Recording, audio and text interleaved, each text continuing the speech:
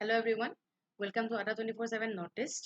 তো আজি আমাৰ ভিডিঅ'টো এটা বিশেষ ভিডিঅ' হয় যিহেতু আমি আজি কিছু কথা কম যোনটো আমাৰ এছাম ডাইৰেক্ট ৰিক্ৰুটমেণ্টৰ হয় আৰু ইয়াৰ মাজতে আমাৰ এছাম ডাইৰেক্ট ৰিক্ৰুটমেণ্টৰ আপোনাৰ ছেকেণ্ড লিষ্ট বা আৰু যোনবোৰ পোষ্ট ওলাব তাৰ বিষয়েও অলপ পাতিম।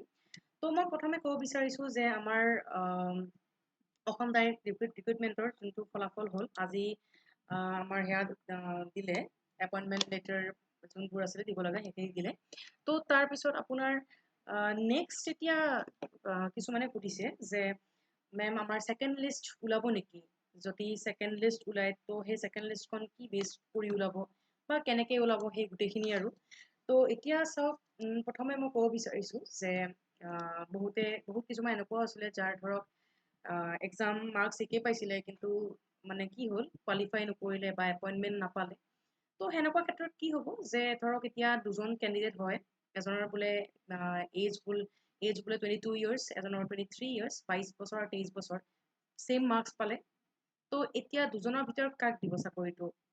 এতিয়া যাৰ এজ আপোনাৰ এজ ৱাইজ ধৰক যোনজন আছে মানে আপোনাৰ এজ কম হয়, কিছুমানে কৈছে যে তেওঁক দিব, আৰু এজ ৱাইজ আপোনাৰ কিছুমান আছে যে যাৰ এজ বেছি হয় সেনেকেও দিব। কিন্তু আমি আশা কৰিছোঁ আৰু সকলোৱে কৈছে যে এখন ছেকেণ্ড লিষ্ট ওলাব, যাৰ কাৰণে ধৰক যোনে যোনে কোৱালিফাই কৰিছিলে, কৈছে বহুতে কমেণ্ট ছেকশ্যনত কৈছিল যে মেম আমি কোৱালিফাই কৰিছিলোঁ কিন্তু কি হ'ল আমাৰ নাম নাহিলে লিষ্টত।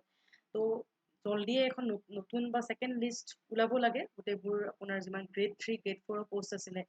তো তাৰ বাহিৰেও আৰু বহুতখিনি পোষ্ট উলিয়াইছে গভৰ্ণমেণ্টে, বাই জুলাই এৰাউণ্ড 22,700 পোষ্ট ওলাব বা উলিয়াই দিছে। তো তাতে বহুত কিছু ডিপাৰ্টমেণ্ট আছে, এডুকেশ্যন চবতকৈ হাইয়েষ্ট আছে, 10,000 পোষ্ট আছে, পুলিচৰ আছে, ইলেক্ট্ৰিচিটি বৰ্ডৰ মানে APDCLৰো আছে। তো এই গোটেইখিনি পোষ্টত আপোনালোকে কেনেকৈ এপ্লাই কৰিব, আৰু এতিয়া এপ্লাইবোৰ মানে আপোনাৰ যোনবিলাক অনলাইন ফৰ্ম ফিল আপ কেতিয়াৰ পৰা আৰম্ভ হ'ব সেইখিনিও জল্দি নটিফাই কৰি দিব গভৰ্ণমেণ্টে। তো এনেকুৱা আপোনাৰ বহুত কিছু ইনফৰমেশ্যন আছে যোনে বহুত দিনৰ পৰা সুধি আছিল যে মেম আমাৰ ADR এতিয়া কি হ'ব, নেক্সট ফেজটো কেনেকৈ আমি পাৰ কৰিম, আমি এতিয়া পাম নে জব। চাওক এতিয়া আৰু এটা গুড নিউজ হয়, সকলোৱে গম পাইছে যে এভৰি ইয়াৰ 30,000 মানে 30,000কে পোষ্ট ওলাই থাকিব। তো হয়ো হয় কথাটো। চাওঁ এতিয়া এভৰি ইয়াৰ আমাৰ ৰিটায়াৰ হয় মানুহবোৰ, তো আগতেই কৰিব লাগিছিলে এইটো কথাটো, মানে এই কামটো।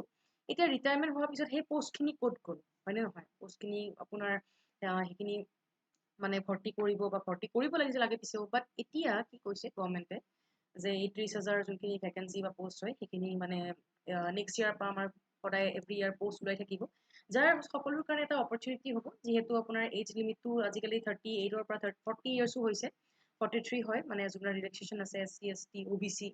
তো সেনেকৈ চাব গ'লে আমাৰ চাকৰিৰ চান্সেছ বহুত বেছি গভৰ্ণমেণ্ট জবৰ কথা যদি কওঁ। আপোনালোকে পঢ়ি থাকক, প্ৰিপাৰেশ্যনবোৰ চলাই থাকক, আমিও আছোঁ হেল্প কৰিবৰ কাৰণে সদায়।